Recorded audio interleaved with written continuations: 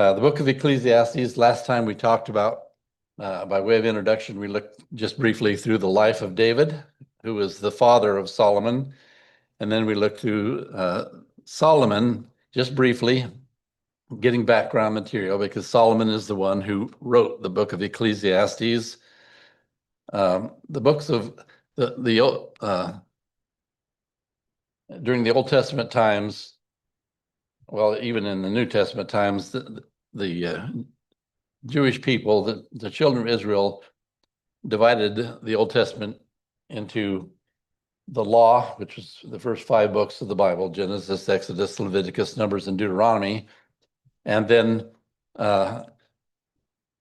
there was the prophets and the songs, and the history. The books of history were also in there, and you learn a lot about David and Solomon and all the other kings in what you would guess would be the books of Kings, and also in Chronicles. What Chronicles means is the chronology of the kings themselves. So there's a lot of repetition in between the Chronicles and the Kings, some overlap, I should say, at least. But anyway, the books of wisdom are Psalms, Proverbs, and Ecclesiastes, and Song of Solomon. Out of these 4 books, Solomon wrote 3 of them. And so, and the reason why is because he was the wisest man that ever walked the face of the earth, other than Jesus, who was also God. But in this book,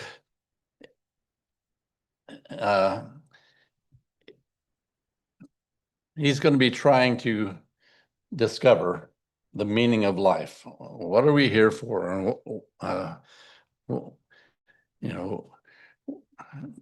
What is our purpose for living? And we find this is called a word cloud. I don't know if any of you know about word clouds, but you can take any written document, whether it's a letter that somebody writes to you, or a whole chapter out of a book, or a whole book, or whatever.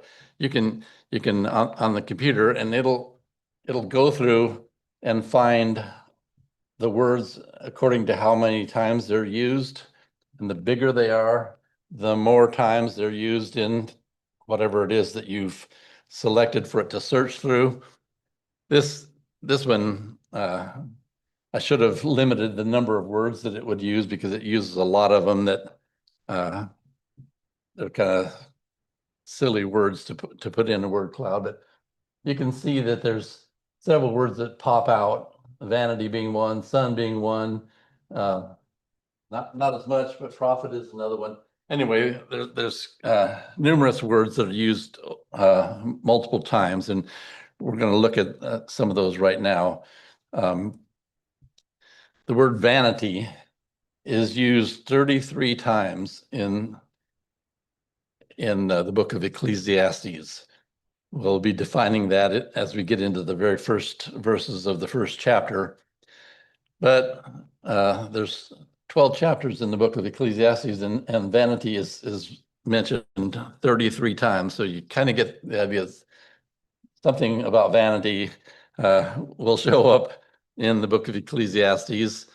The word profit shows up 6 times in 12 chapters. So every other chapter on average has the word profit in it. And again, we're going to be describing what profit means. The word life shows up 10 times. The word wise or wisdom shows up 54 times in 12 chapters.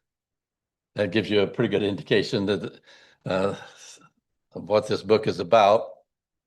The word fool and foolish, which is the opposite of wise and wisdom, occurs 25 times. So we're going to see that there's quite a comparison between wisdom and foolishness. The word life shows up Oh, well, pardon me, I already had that in there. I didn't know I put it in twice. Anyway, the word God shows up 42 times. So God is definitely in this book. And we'll see how he fits into the book as well as we go along. The word enjoy and enjoyment occurs 6 times. And so we'll see how that uh, falls into place as we go along as well. The word time shows up 39 times. So the word time is an important one. Days occurs 20 times. The phrase under the sun occurs 29 times in the first 9 chapters. The phrase I have seen occurs 9 times. The phrase gasping for the wind occurs 9 times. And the phrase sons of men occurs 9 times. And so these are things that I'll be pointing out as we go along. And if you need more time to write, well, you need to learn to hold on. If you need more time, I can put these up later on for you. But okay, so with that in mind, just keep an eye out for some phrases that show up over and over again, and because they'll turn out to be important in this book. But he's going to introduce the book. Well, I can get to the start of it. So in Ecclesiastes, the very first verse says, "The words of the preacher, son of David, king in Jerusalem." Now that word, the preacher, kind of would throw you off because you don't normally think of any of the kings as being preachers. So you have to ask yourself the question, why did he say, first off, before he even said, I'm the king of Jerusalem, why did he say I'm a preacher? What do you think he's about to do? He's about to preach. He's about to give information that he wants people to act on that information. And he starts by saying, I am a preacher. And at the end, he says, here's the conclusion of the whole matter. Here's what you need to do. So without being spoiling the end, which many of you know already what the end is, but without spoiling that, we're going to see what his answer was at the end of this. And he is going to be preaching to people. And probably in particular, he's probably writing this for his son, Rehoboam, trying to help him have some wisdom as well. We're going to, when we looked at the life of Solomon last time, we didn't read it, but we at least mentioned the fact that when God chose him to be king, following after David. He asked Solomon, "What would you like me to do for you? What can I give you?" And he didn't put any limit on it. He just says, "What would you like to have?" And after thinking about it a little bit, Solomon says, I don't know how to rule these people. I'm a child. I don't know how to do it. So please give me wisdom so that I can, and I'm paraphrasing here, so that I can do a good job being king over this nation. And God was pretty impressed with that request. Most people would have said, well, I would like $1 million, or give me power, or whatever. One of the last things that people would ask for first is wisdom. But he asked for that, and God not only gives him wisdom, he says, I'm going to make you the wisest man that ever walked the face of the earth. He also said, I'm going to give you wealth like you can't imagine. And so Solomon was the most blessed man ever on earth, I guess you would say. He had it all. He had everything at his fingertips that put him in a really unique position to be able to, okay, we're going to see, and again, I don't want to spoil it, but we're going to see that he's comes to question, what are we here for? What's life all about? So I'm going to try every kind of thing where people try to make themselves happy and see where happiness comes from. But first, having already gone through this process of looking at all phases of life with the wealth and the wisdom that he had, he's going to come to a conclusion, and it's a great one. But one of the conclusions is right here at the beginning. Verse 2, vanity of vanities, says the preacher. Vanity of vanities, all is vanity. So, what does vanity mean?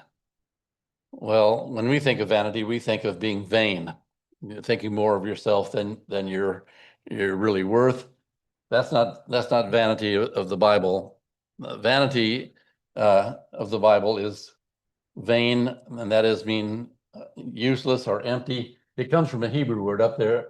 So those of you that don't know already, anytime I put a word in color in the text, it means there's something over in the side that has a definition that's the same color. So that first one, the Hebrew word, the original word means breath or vapor.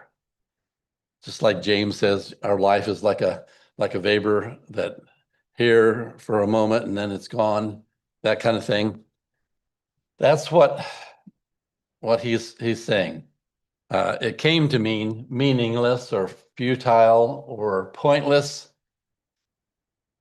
He said he just comes and says this: everything is pointless. Now that sounds pretty discouraging when you first read it. What's the use? We might as well just all throw up our hands and walk away and walk off a cliff somewhere, because what's the point? Well, he does this for a reason. He does it for a purpose, because he's saying let's think about this in a serious way. And after saying 5 times vanity, everything's vanity, everything's meaningless, everything's useless. I mean, it sounds like he's just on a pity pot, really. But he says this, and still on the pity pot, saying, what profit has a man from all his labor in which he toils under the sun?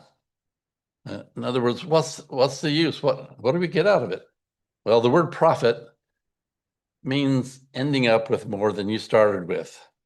If you start a company and you put in $10,000 worth of, you buy $10,000 worth of product, you sell all that product to somebody else, and you have $10,000 after getting the money from the people you sell it to. Have you profited?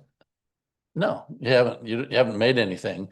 If you have less than what you started with, then you got a loss. But if you have more, if you have $11,000 after selling what you paid $10,000 for, that's a profit of $1,000. So what he's saying here is, what do we get more than what we put in from all his labor in which he toils?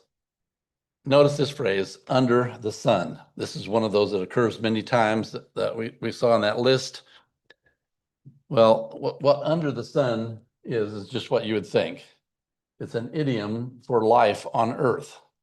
When we walk around, we're living under the sun, right?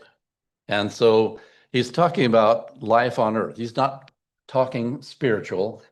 That would be life in heaven, the whole spiritual realm.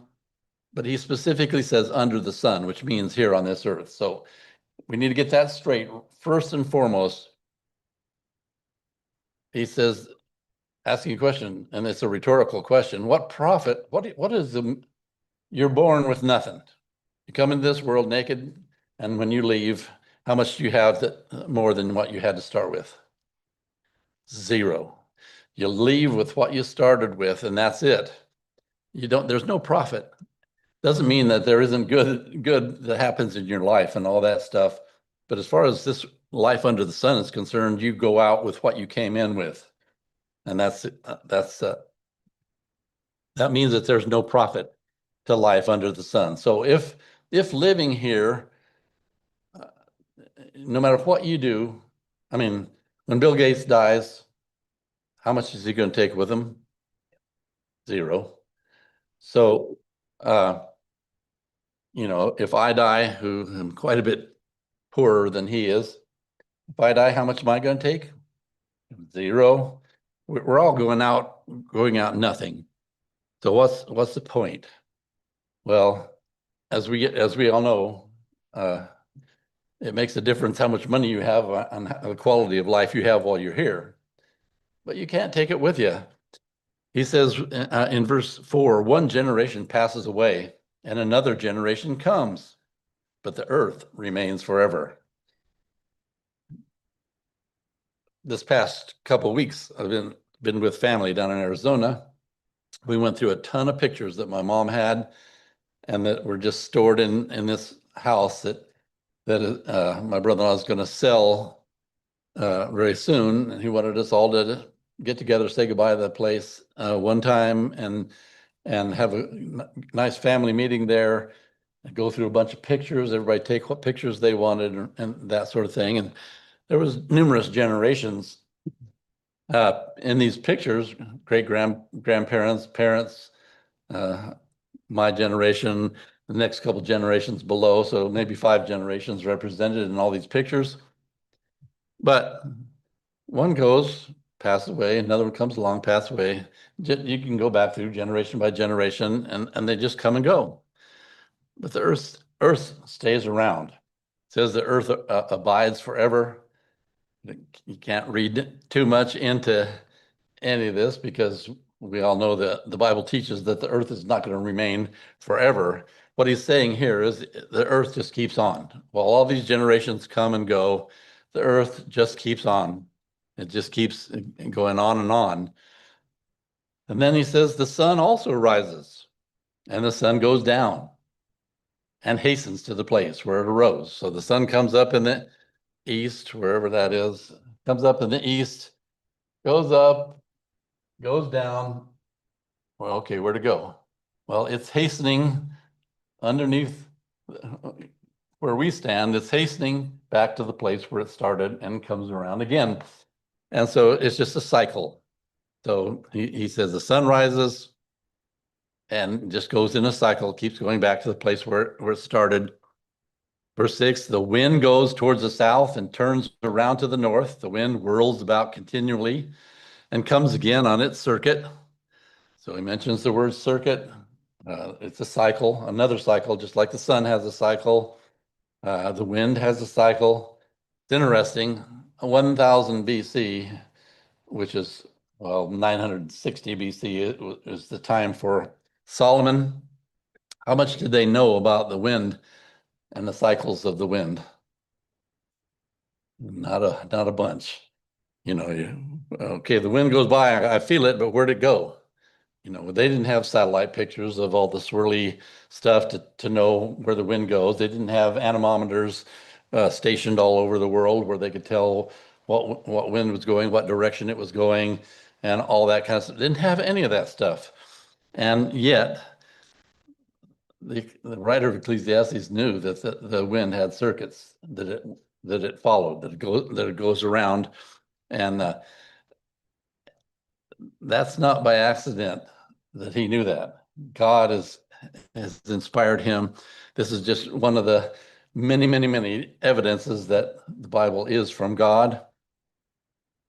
Anyway, then after mentioning the sun and the wind, he says, verse 7, all the rivers run into the sea, and yet the sea's not full. To the place from which the rivers come, there they return again. So we all see rivers. I mean, we live next to one of the biggest ones in the country, the mighty Columbia River. It goes by us, and we all know that it goes down and dumps into the Pacific Ocean. And does the Pacific Ocean get any fuller from the Columbia? No. The Mississippi also dumps into the whole ocean system is all connected. All the rivers in the world dump into this ocean, and yet it doesn't raise an inch. With climate change and all that kind of stuff, they say it's going to raise up so much every 10 years or so, but it's not because of the rivers. So what happens? We see the rivers going, but it never gets full. The ocean never gets full. But he says, to the place from which the rivers come, there they return again. So where do the rivers come from? Snowpack. And where else? Rain. It all comes from in the sky, from the clouds. That's the source of the rivers. It falls either snow, rain, whatever. And when it comes down, it either soaks in to the ground, which a lot of it does in the mountains. It falls as snow and is stored for the summertime, or it just runs off the mountains into the streams and out and goes back where it's just a continuous cycle. It's a wonderful cycle that God developed to provide water for the people that live on this earth year round, so to speak. But it's just a cycle. It just keeps going over and over and over again. If you could tag one drop of rain, if you could tag one, it'd be interesting to find out where all it goes in the next 10 years. But it is a cycle. It just keeps, rain comes down, falls, runs off, people use it, people drink it, everything eventually evaporates back up, and when the rivers dump into the ocean, it evaporates up, and all those clouds that are over our heads right now, where do they come from? They come from over the ocean. God uses the wind in its circuits to bring water to to the land. When I first started preaching here, I preached a lesson on the water cycle. Some of you remember that one. A cloud that's 1 mile in diameter, tiny cloud. When you look up in the sky, that's a cloud that's about this big in the sky. I forget how many thousand tons of water are in just one cloud that's a mile apart, a mile wide. And compare that with all the clouds that are above us that are as far as you can see from one side to the other. How much water is held up there by our atmosphere, and how much can dump? I mean, we've seen the effects of it over in the flooding on the western side, all the devastation and all the land that gets covered when so much comes down that the rivers can't handle it, but there's it's just amazing how God has worked it all together. But it is a cycle, and it just keeps going in the same cycle. And then he says, all things are full of labor. That word, the Hebrew word that's translated full of labor, means tiresome. It's not emphasizing the fact that you have to work, but everything out there, it's tiresome. Man cannot express it. And by saying that, he's saying how we would say it in our vernacular, he can't wrap his head around it. When you start looking at everything around, it's tiresome to even think about it, and we can't get our heads wrapped around everything that we see out there. He says the eye is not satisfied with seeing. When you look at stuff, are you thinking, okay, I've seen it all now, I don't need to look anymore? No. If you see a beautiful view over here, what are you going to do? Wonder what it's like over here. The eye is never full with seeing, nor the ear filled with hearing. We hear some good stuff, you just want to hear more. And we're never satisfied with all that we see, all that we hear. Then he says in verse 9, that which has been is what will be. That which is done is what will be done. And there is nothing new, where? Under the sun. So here on this earth, uh, he's saying there's nothing new under the sun. What has been is the same thing that's going to be. What is done is what will be done. Now, to understand this better, I mean, we think, well, wait a minute, there's new stuff. I mean, we've invented, I mean, David didn't have a computer, or Solomon didn't have a computer. Isn't that new? Well, put yourself in his place, the time that he was living. Did he have anything that his dad before him didn't have? He may have it more quantity, but did his dad have jewels, and did his dad have wives, and did his dad have a home to live in and all that kind of stuff? Back in those days, uh, we live in a time after the Industrial Revolution where there's a lot of stuff started snowballing and snowballing. But in his time, he could look back. He could look back at Abraham. Abraham had the same stuff he had. He had sheep and goats, and had a wife and a house and all that. And David or Solomon is saying, you know, for the time that they're living in, there is nothing new. And in another sense, even in our age, there's nothing new. I mean, we this computer is made of stuff that's already been here for eternity, and we've reconfigured it into a machine. But is it really new? There's silicon in here. There's gold. Um, there's all the elements that compose plastic. But they've all been here all this time. We're not inventing anything truly new. We're just reusing stuff that's already been here for a long time.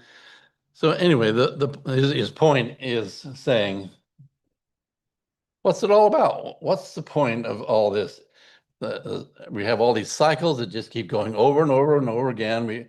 Generations come and go. We live and die. So what's the point? In verse 10, he says, "Is there anything of which it may be said, see, this is new? It's already been in the ancient times before us." We've already talked about that, so I'm not going to talk about it. He says, "There's no remembrance of former things, nor will there be any remembrance of things that are come by those who will come after."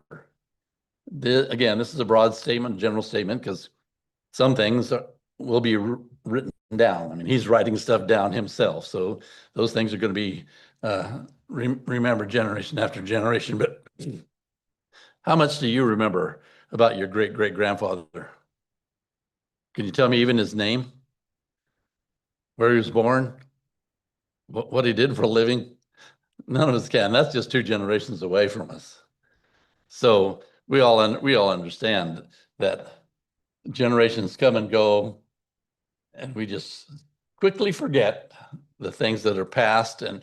And he says there's not going to be any remembrance of the things that are to come by those who will come after. So in the future, the same thing will happen as happens with us now, and has happened with the people before us. We don't remember the generation before us in a general respect. The exception to that, of course, is when things are written down or passed down. The important things like Moses and Abraham and stuff, that was passed down by word of mouth for a long time, and then written down.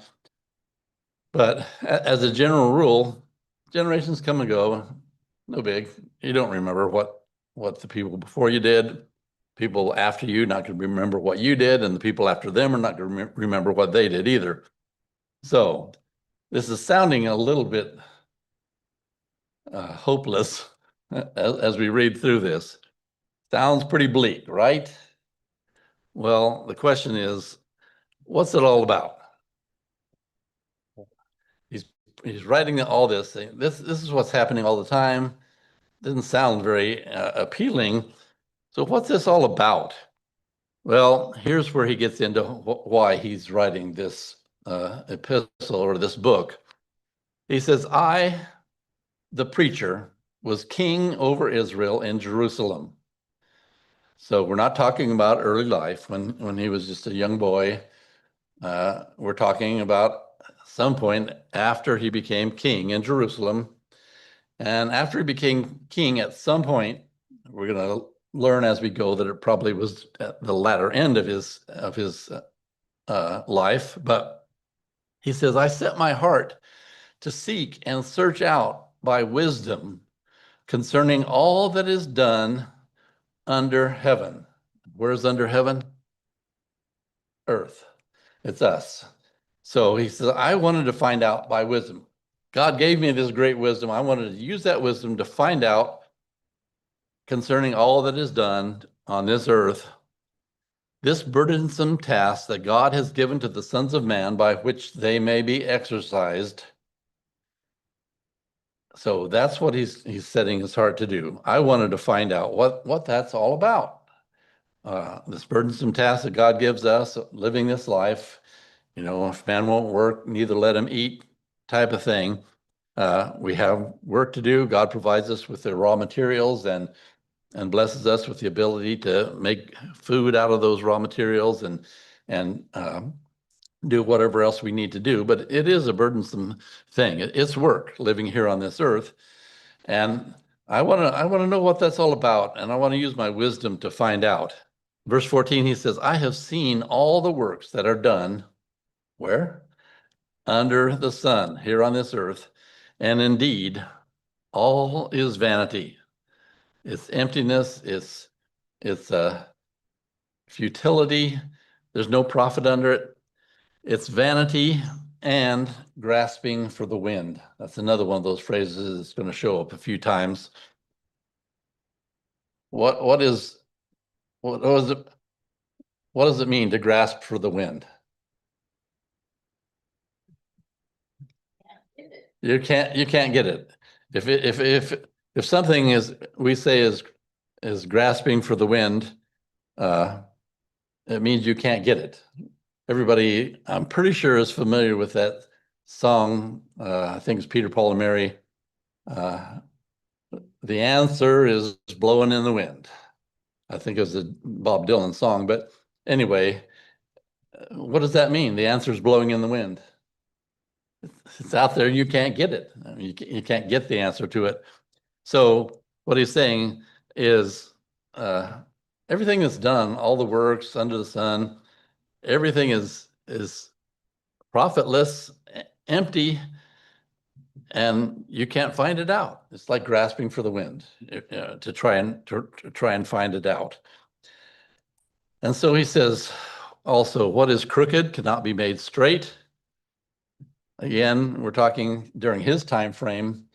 They didn't have available stuff like we have, but even in our time, you see a tree branch that goes like that, and you cut that branch off right here. Can you straighten it? No, you'll split it, you break it. You can't straighten that. A river's crooked. Can you straighten it? No. And generally speaking, how things are is how things are. That's what he's getting at. What is lacking cannot be numbered. You can't add to this earth. If it's lacking, it's because God made it lacking, and none of us can add to it. So he says, verse 16, I communed with my heart, saying, look, I have attained greatness and have gained more wisdom than all who were before me in Jerusalem. My heart has understood great wisdom and knowledge. Now, does that sound like a guy that's 18 years old? No, it sounds like a guy that's been through it, been through life. And so we're talking about in the latter phase of his life that he's writing this. But he says, I have a lot of wisdom, and he did. He had wisdom like no man ever had, more than anybody that lived before him in Jerusalem, and his heart understood great wisdom and knowledge. But he says, I set my heart to know wisdom and to know madness and folly. I wanted to find out, okay, I want to find out about wisdom, but I also want to find out about the opposite of that, and that's madness and folly. I perceived, I saw with my mental capacity, I perceived that this also is grasping for the wind. Just trying to know wisdom and madness is grasping for the wind. It's kind of pointless. He says, I perceive that this also is grasping for the wind, for in much wisdom is much grief.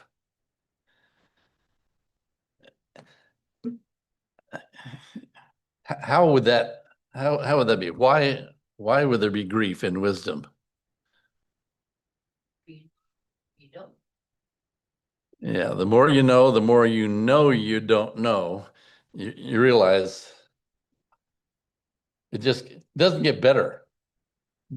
It doesn't get better with knowledge or wisdom. But I guess we should define wisdom as we get into this book too. What is wisdom? Being able to accept the things that you can prove and not give up on the things that you can't. Just keep grasping away. Okay, well that's practical. What wisdom is the ability to take knowledge and use it in the most beneficial way. That's what wisdom is. You can have knowledge without wisdom, but you can't have wisdom without knowledge. Wisdom is based on knowledge, but wisdom is being able to use knowledge properly, get the most out of whatever that knowledge is. And so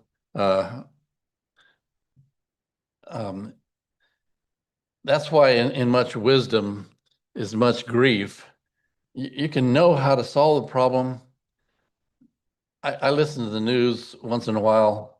When I do, I hear these guys talking. I think, it's so simple, people. All you have to do is love God and follow his precepts, and we would all live in peace, and you wouldn't have all this kind of stuff.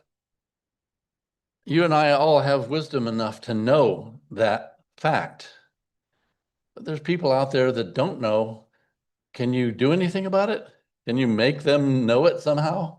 I mean, you could try. You can talk to as many people as you can, but when the president of the United States or some senator or governor or House of Representatives guy spouts off about something or other, and it's just totally, that's not the answer. If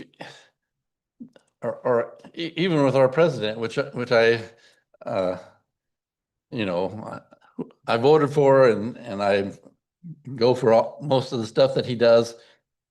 He doesn't have the right manner. He doesn't, in my mind, at least, in my wisdom, he could get a lot more done if he would change the way he says stuff, so anyway, there's a lot of grief in my heart about just that sort of thing, and that's what he's talking about here. The more you know the right way, the more you know how to handle knowledge, it brings grief because there's so many people out there that don't. And he who increases knowledge increases sorrow. Well, we've all heard the phrase, ignorance is bliss. Well, if you don't know anything, you don't know anything can be wrong. The more you know, the more you realize, yeah. The more you understand what he says at the beginning. Vanity of vanity is always vanity. What's the point? What's the use of all this? And so he set his heart to know about wisdom and to know about folly, the opposite of wisdom. Oh, pardon me. That's the end of chapter 1, and that's where our time is up. So, but he's going to get into what he's going to be doing, just so we don't feel depressed all week.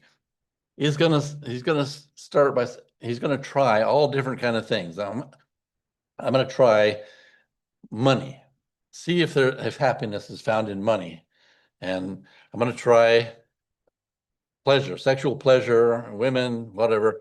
I'm going to try that. I'm going to try he tries all these different things to find out if that's where happiness is, and then he'll come to a conclusion at the end. So it's a beautiful book, and it really does. We'll see it several times over and over again. He's going to tell us, here's what I see, the wisest man that ever lived. Here's what I see. The answer is, and just as a little spoiler, it's to live your life and enjoy what God has given you, but keep something else in mind, and that is that you have to answer to God at the end. Anyway, that's what this book's going to be about. We're going to see it unfolding as we go. Any questions or comments?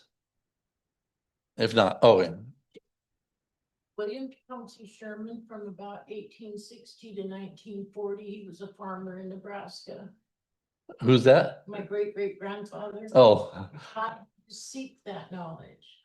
okay, yeah. All right. Well, how about your great grandfather? Position in the Nebraska, it was just Nebraska territories at that time, and he won his wife in a card game, who was a full-blooded Indian. Okay, well, she knows more about this stuff than most of the rest of us. Yeah. Family passed all that down. I had to, through my grandmother. Yeah. But yeah, you have to look for that knowledge. Yeah, I have a family tree that goes back to 1763, but it's got the names and the birth dates and death dates of all these people, but it doesn't tell you anything about what they did or anything. But at least you know where you came from, as if that's going to help you any. More interested in what did they do? Yeah. Who were they? All right. Well, class dismissed. We'll get back together again for our worship in 13 minutes.